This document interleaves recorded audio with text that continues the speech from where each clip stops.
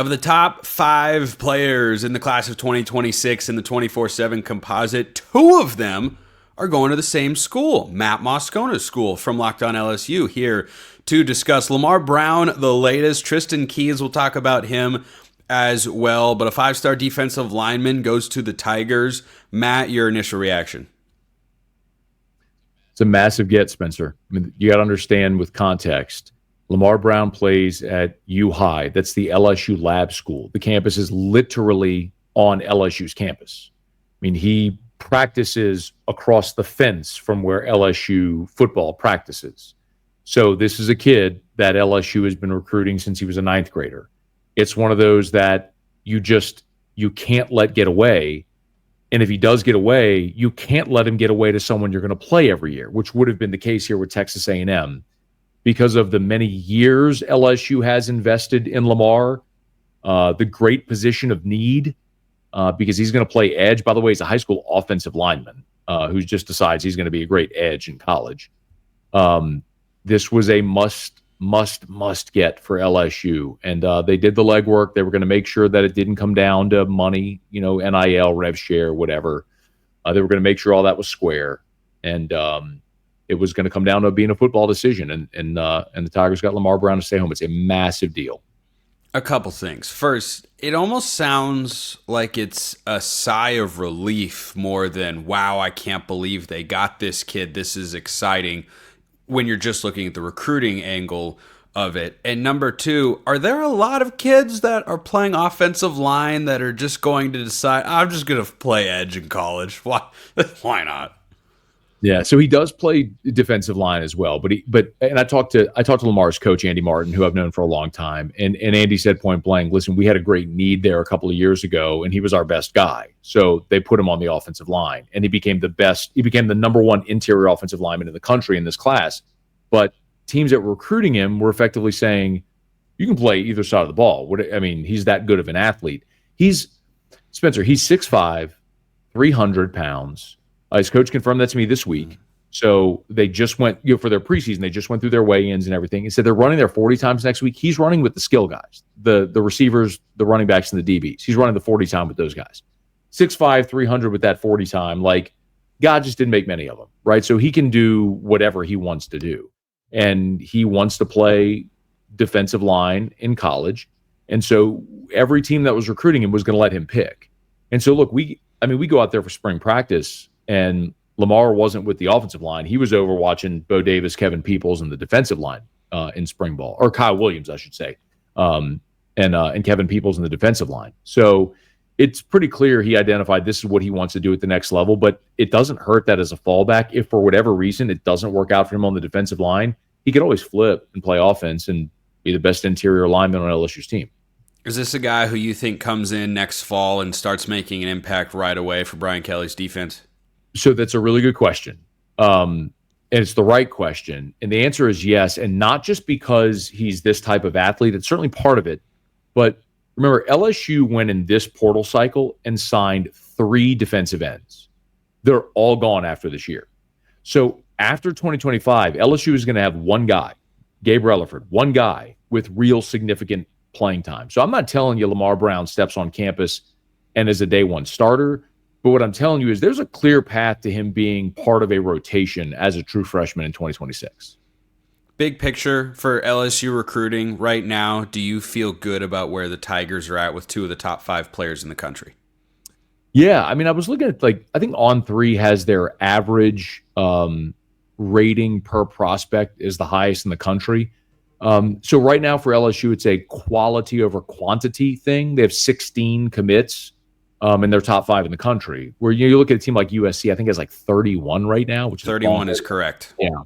So roughly half that number, and they're right there hovering in the top 5. So I don't know that, Spencer, I don't know that this is a class where LSU is going to sign 30. Like, they may settle in the low 20s in this high school class.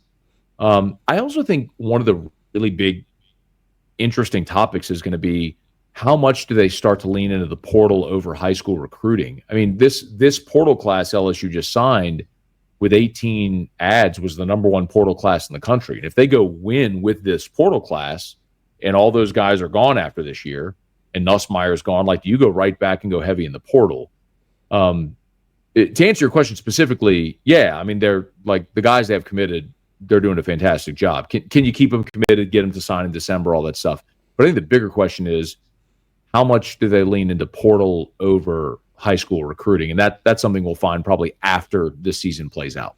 I don't think we've fully settled in the college football world the debate, because we're only a couple years into it, frankly, of what's the right ratio of high school recruits to transfer. What's the line of, okay, you've got too many transfers here. You can't establish culture, not enough continuity, guys having to learn a new all that. I don't think we've quite gotten there. I just know that at one end of the spectrum for the last couple of years, Clemson and Stanford were taking too few, and at the other end, Colorado is too dependent on the portal. Now, all of those programs, except for Stanford, have had varying levels of success, and Indiana last year, bunch of transfers for year one, but USC had that in 2022, right, where everybody came over with Lincoln Riley. It was a bunch of transfers. They didn't build through high school recruiting the way that they're capable of. Now they're doing it after 2 years of regression. What's your expected snapshot for LSU in the next couple of seasons as they try to navigate that roster construction space? Yep. So all that is on point.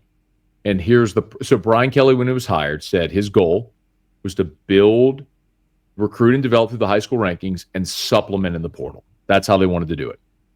But his first year, you remember he inherited a situation from Ben Ogeron where they played that bowl game with like 38 scholarship players. They had to go get portal guys just to have a competent roster. And so they did. But they went from 20 portal guys to 13 portal guys. And last year they signed 9. So they kept decreasing the portal guys. And last year was a roster not capable of competing at the highest level. This year, they didn't keep that regression. They went to 18 portal ads. They doubled the number year to year. And I think they're going to have a really good season. So I think the idea that you'd love to build through the high school ranks and supplement in the portal is great in theory. The problem is when you go sign that elite high school class, how many of those guys leave after 1 year? I mean, if you just look at LSU's numbers, I can't speak to everybody in college football. I just know the team that I covered day in, out, they're losing about a quarter of their signing class every year. So after 2 years, you've lost half of your signing class. So going into what you think would be their junior year, where that class is ready to go, you've lost half that class. So can you really rely on high school recruiting if those guys aren't going to stay? I think that's the conundrum all of these coaches, all these general managers are having right now. In theory, I think that's the best thing to do if you could keep them. But what the evidence is showing is half the guys aren't staying after 2 years. And if that's the case, then you have to go into the portal to supplement your roster. Otherwise, you're just consistently playing freshmen. And that's not a methodology that's going to win at the highest level. Yeah, I think we're at least 2, if not 3 years from having real concrete data to point to and say, all right, here are the trends that work. Here's this, here's the exception, here's the rule, and all of that sort of stuff. I want to get you out of here on this. I read an article yesterday talking about Tennessee making a big push for LSU's other top 5 national recruit, Tristan Keys, the wide receiver. Are you worried at all that he could flip from the Tigers to somewhere else, whether that's the Vols or a different SEC school? Hey, man, you're talking about the program that had Bryce Underwood committed for a year. And then a week before signing day, Larry Ellison came and dropped $12 million in his lap and he flipped. So, yeah, I think everybody here is gun shy.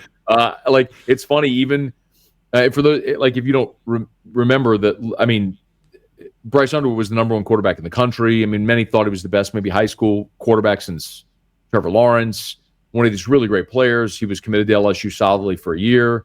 And the CEO of Oracle dropped a big bag on him a week before signing day, and he flipped. And LSU it basically affected 2 recruiting classes at quarterback. So everybody here, Spencer, it's like even Lamar Brown committing this week, people are like, let's wait and see if he signs in December when the ink dries. It's interesting because Lamar Brown tweeted, I don't want to hear any of this, let's wait until the ink dries stuff. Like everyone else had their chance, I'm in. So that goes to show you, like, he's even heard it, right?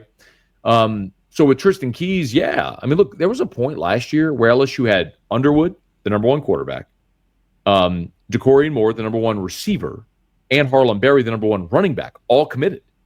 And when it came to signing day, they got one of the guys, Harlan Berry. Of course, Moore's up there in Oregon, and Bryce Underwood flipped to Michigan. So, yeah, I mean, of course, Tristan Keys is the number one receiver in the country. Everybody's after him.